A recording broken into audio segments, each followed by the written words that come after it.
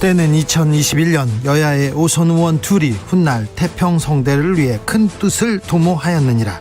오선의 지혜와 품격으로 21대 국회를 이끈다. 오선의 정치비책 정비록. 소년급제 하지만 출석이 정치 거부였습니다. 대한민국 국회를 이끄는 쌍두마차 수도권 내리오선 안민석 더불어민주당 의원. 네, 안민석입니다. 그리고 영남권 내리오선 조경태 의원. 네, 안녕하세요. 저 조경태입니다. 네, 안민석 의원님. 네. 황교익 씨 관련돼서 이렇게 한마디 하셨어요. 크게 보도가 됐던데요. 네. 어떤 얘기였습니까? 저 황교익 씨가 어제 그 이낙연 대표를 향해서 굉장히 그 험한 말씀을 했잖아요. 네. 그래 그게 선을 아주 심하게 넘은 발언이라고 보는데요. 네. 그 이낙연 대표가 그래도 당의 어른이시고 문재인 정부 초대 국무총리를 하신 분인데 네. 너무 지나친 발언을 한 그 내정자가 하셔서 이게 당이나 또 본인이나 그다음에 이재명 지사나 또 친일 프레임으로 먼저 황 내정자를 공격한 또 이낙연 후보 측이나 예. 모두에게 이게 그 손해가 보는 일인데 네. 이것을 멈출 생각을 하지 않고 멈출 기미가 안 보여서 네. 제가 욕먹을 좀 각오를 하고 예. 뭐 그러기 전에 먼저 제가 양측에 대한 잘못을 제가 좀 지적을 했고요. 이낙연 대표도 친일 발언은 좀 심했다고 네, 사과. 네. 다행히 뭐 제가 그런 물꼬를 터서 그런지는 모르겠으나 예. 오늘 이낙연 후보께서 그 정도면 이제 사과 발언이라고 봐야죠. 예. 친일 발언 프레임은 좀 심했다. 그 정도면 사과했다고 보고요. 그 다음에 그에 반응하는 황교익 내정자도 나도 지나쳤다. 이것도 황 내정자는 사과했다고 보거든요. 그래서 네. 저는 상호 사과가 지금 이루어졌다고 보고요. 그래서 이제 빠른 시간 내에 이게 지금 폭탄이 터져 있어가지고 지금 그 국힘이 아수라판이 됐는데 이때 우리 민주당이 잘 해야 되지 않겠습니까? 그래서 네. 빠른 시간 내에 이 폭탄을 수습하는 국면으로 진정되길 바라고요. 제가 한 가지 꼭 말씀드리고 싶은 게 이번 일을 통해서 각 캠프의 중진들께서 원팀을 위해서 앞으로 좀 은행에 신중을 기해야 된다는 그런 교훈을 얻었다고 말씀을 드리고 싶고요. 네. 이후에 다시 이제 정책 토론 논쟁으로 나가는 그러한 중요한 또 계기가 되고 비온 뒤에 땅이 굳어진다는 말이 있듯이 우리가 다시 국민들에게 좋은 모습을 보이길 바라겠습니다. 황교익 논란에서도 안민석은 잘했다 이렇게 이게 결론인가요? 아무튼 아닙니다. 그거는 국민들의 몫인데요. 네. 욕하는 분들도 많고 잘했다고 하는 분들도 많은데요. 그러나 제가 이렇게 살신성인 햄으로써 어쨌거나 오늘 이제 그 두 양측 간에 네. 좀 화해 국면으로 접어들었다는 것에 네네. 대해서 나름대로 좀 잘 봐주시기를 바라겠습니다. 조경태 의원님. 네. 황교익 씨 사태 어떻게 보시는지요? 글쎄요, 칼럼니스트 하시는 분인데, 이분이 최근에 떡볶이를 불량식품으로 해가지고 학교 앞에서 금지식품으로 해야 된다고 주장하는 분 아닙니까? 이런 분이 경기 관광공사 사장으로 내정됐다는 게 보면은, 참으로 좀 한심스럽다는 생각이 들고요. 저는 좀 제대로 된 인사를 좀 제발 좀 했으면 좋겠습니다. 그리고 이 공사 사장이란 그 자리가 어떤 개인의 어떤 친소관계에 의해서 임명되는 그런 자리가 아니지 않습니까? 그러면은 조금 더 전문성을 갖춘 분들 중에서 공개 채용을 했으면 훨씬 더 이런 논란을 피할 수 있었다라고 보고 있고요. 공개 채용한 거예요? 아니 근데 어디 하필이면 황교익 씨가 됩니까? 경기도에도 훌륭한 인재들이 참 많은 걸로 알고 있는데. 네. 이런 논란이 있는 사람이 또 이분은 본인 스스로가 친문 인사라고 하지 않습니까? 그 어떤 특정한 그 계파의 그 쏠림 현상이 있는 이런 분을 저는 그 공기업 사장으로 앉히는 것 자체가 네. 저는 상당히 좀 잘못됐다 보고 있고요. 박근혜 정부 때 뭐라고 표현했는가 하면은 네. 한국은 정치 의사를 표현하면 죽이려는 사회다 하면서 미개한 사회라는 표현을 했거든요. 예. 그래서 이 원래 친문 세력들이 보면은 이 정치 의사를 표현하게 되면은 막 그 문자 폭탄도 날리고 하지 않습니까? 그러면 이게 좀 자가당착에 빠져 있는 분이지요.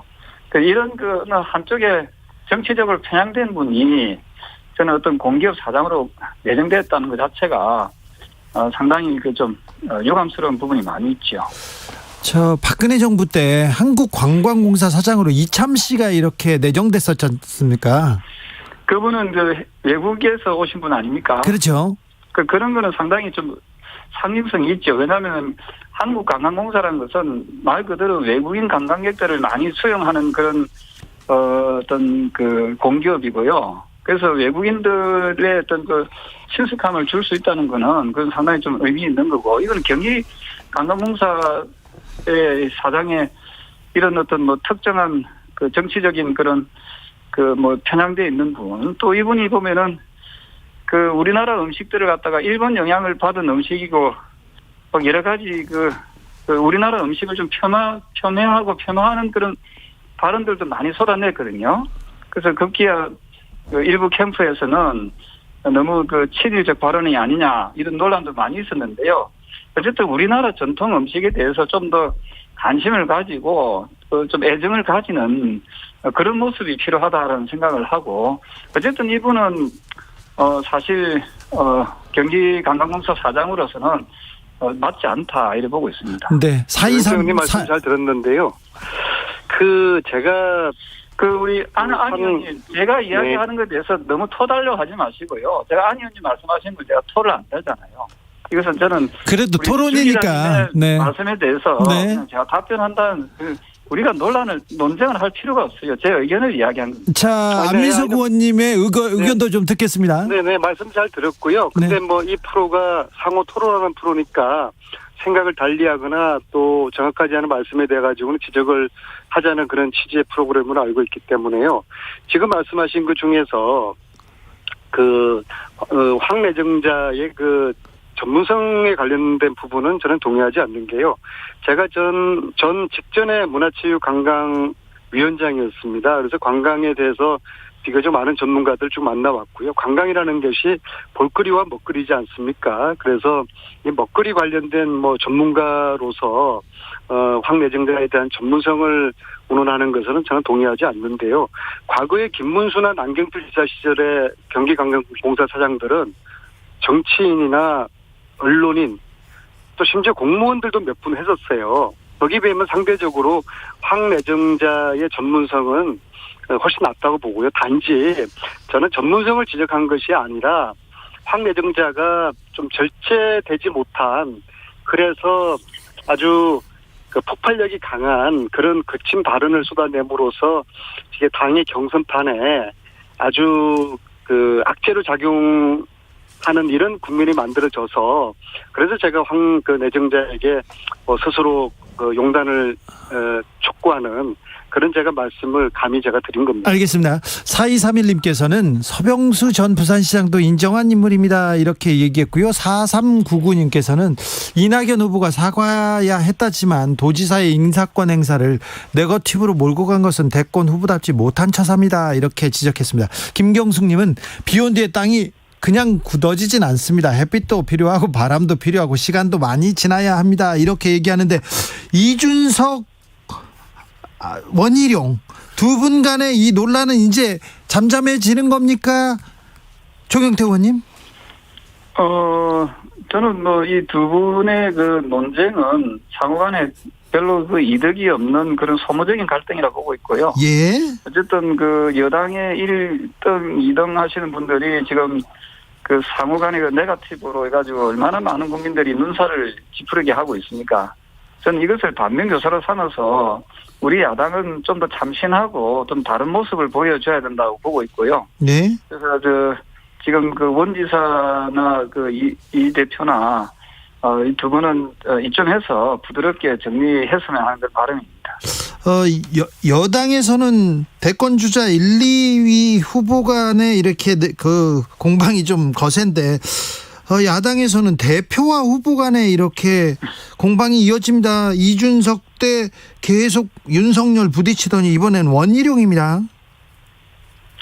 그렇습니다. 이게 그 국민들 또 특히 우리 당에 어떤 지지하거나 또 정권 교체를 희망하는 유권자의 입장, 국민의 입장에서는 상당히 바람직하지 못하다라고 보고 있거든요. 네. 특히 그 이준석 대표에 대해서 여러 가지 경고음들이 많이 여기저기서 많이 나오고 있는 것 같습니다. 네. 이런 부분을 저는 이준석 대표는 현명한 판단을 잘 할 거라 보고 있고요. 지금부터라도 조금 더 대선 후보들의 어떤 갈등을 대표가 조정하는 역할을 해야지 그 갈등의 중심에 서는 것은 좀 바람직하지 않다라고 생각을 합니다. 앞으로 조금 더 분발해 주실 것을 기대하고 있습니다. 안민석 의원님 어떻게 보고 계신지요? 김종인 전 위원장님께서 사퇴하시고 나가실 때 이준석 대표 체제 하에서 국민의힘은 아사리 판이 될 것이다라는 말씀하셨는데 그 예언이 적중하고 있고요. 지금 아사리 판을 보고 있는 것인데요. 자 보세요. 자 대표하고 대선 후보 원희룡하고 사적 대화를 나누었습니다. 이 대화 자체가 국민들에게 공개된다는 것이 이게 도저히 이해할 수가 없는 것이고요. 특히 이준석 당대표, 제1야당의 당대표지 않습니까? 예. 이 녹취록을 공개를 하게 된 게 부모님이 속상해하셔서 네.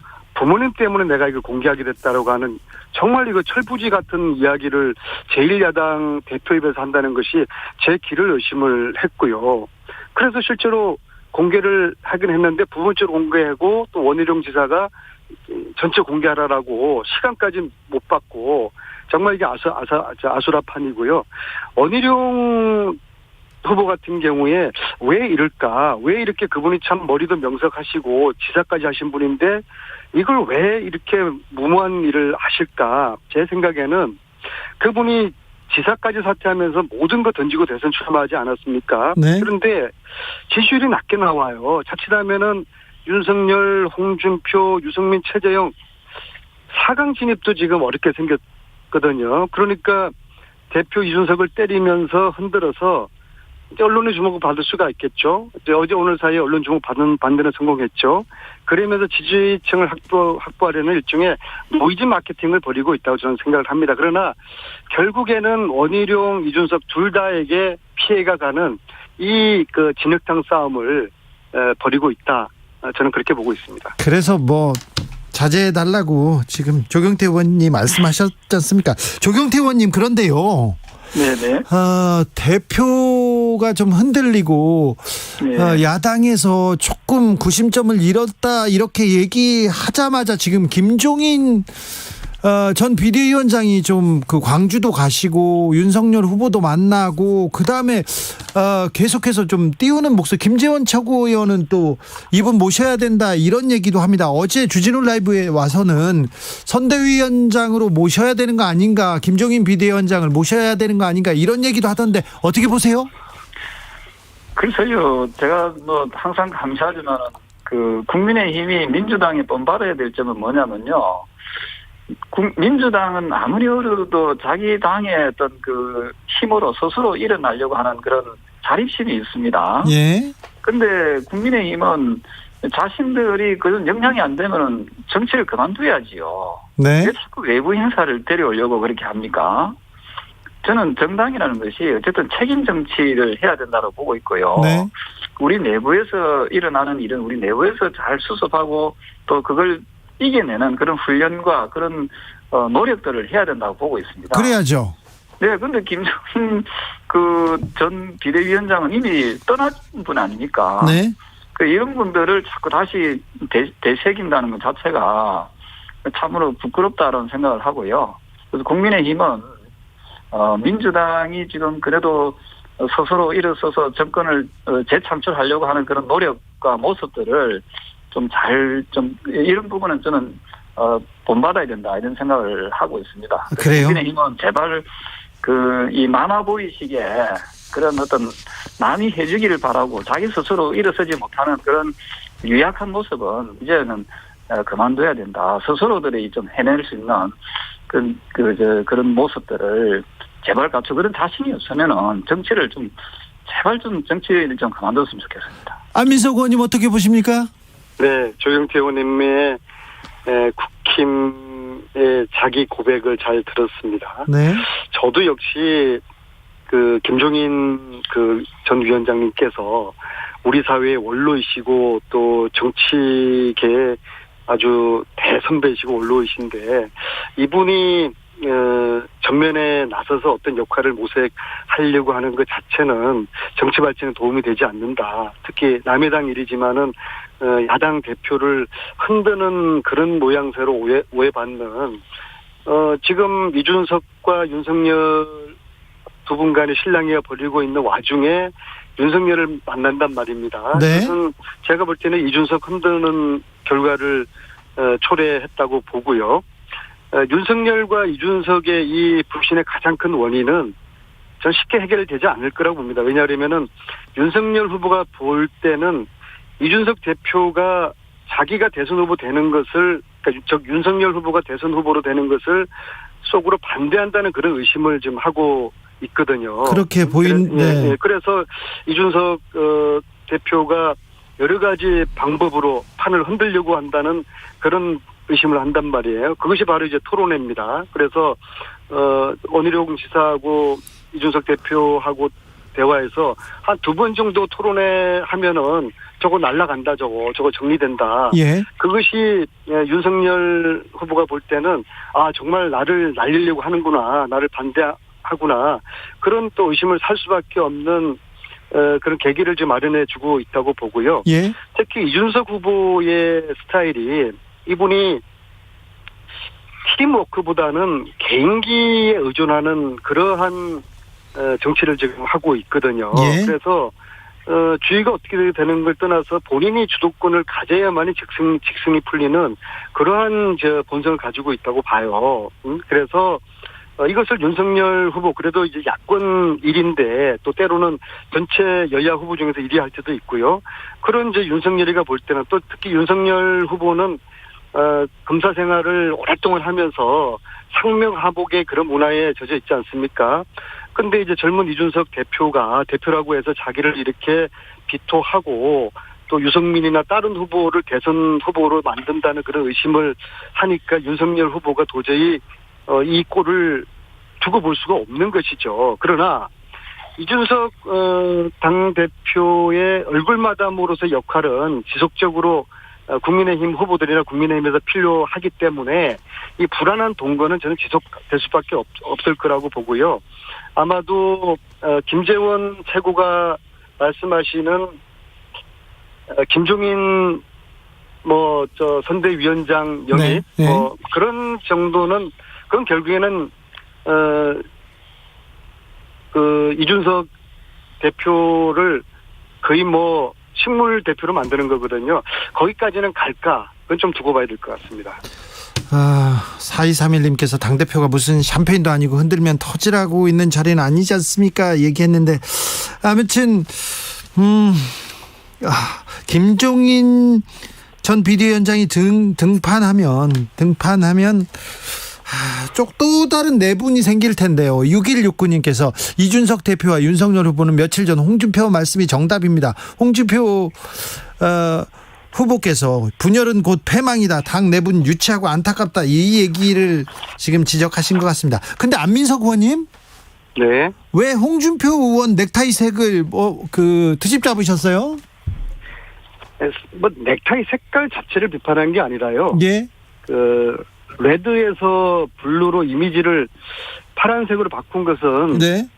잘 하신 거다. 네. 그러나 생각도 좀 신선하게 바꾸시라는 그런 취지에서 제가 지적을 드리는 것이고요. 사실 홍준표 대표는 정치 권력이 굉장히 견고하고 단단한 분입니다. 네. 토론 경험도 많으시고요. 네. 또 토론이 능한 그런 정치인인데요. 그러나 반면에 윤석열이나 최재형 이런 후보, 준비 안 된 후보들에 비하면은 거의 클래스가 틀리다고 저는 보고 있기 때문에 네. 이 경쟁력이 저는 가장 강한 분이라고 보고 있습니다. 그러나 단지 예.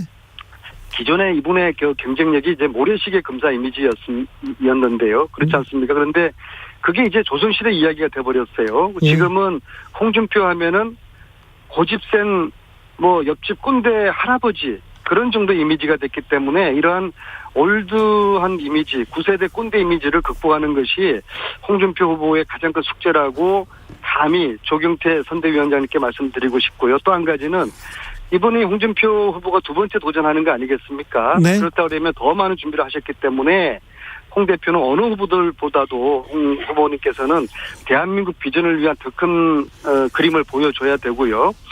편협하게 상대방을 공격하는 거에 그치는 것이 아니라 보수가 만들어갈 대한민국 보수의 청사진을 구체적으로 제시하는 것이 홍준표 후보의 경쟁력을 높이는 길이라고 감히 좀 조언을 드리겠습니다. 조경태 의원님 이 말은 좀 새겨 들어야 될 것 같습니다. 네, 저희들 잘 앞으로 계속 그 부분에 대해서 계속 준비를 잘 하고 있고요. 네. 그리고 넥타이 색을 가지고 이야기하는데 우리 국민의힘의 색이 3색입니다. 빨강, 파랑, 흰색이거든요. 네. 그 중에 이제 파란색을 낸 거는 또 이 산뜻한 이미지를 또 보여주기 위해서 한 거고 원래 국민의힘의 색깔이 원래 파란색이었지 않습니까? 파란색이었다, 빨간색이었다, 네, 분홍색이었다가 이제 삼색으로. 네. 삼색으로 바뀐 거죠. 예. 그래서 넥타이 색을 가지고 이게 비판하지 않았을 거라고 보고 있고요. 예. 방금 말씀 주신 여러 가지 사항을 저희들이 잘 변화시켜서 꼭 정권 교체를 할 수 있도록 그래서 우리 대한민국을 정상국가로 만들 수 있도록 이 홍준표 후보가 제1선에 설 수 있도록 그렇게 하겠습니다. 그리고 최근에 출마 선언하면서 네.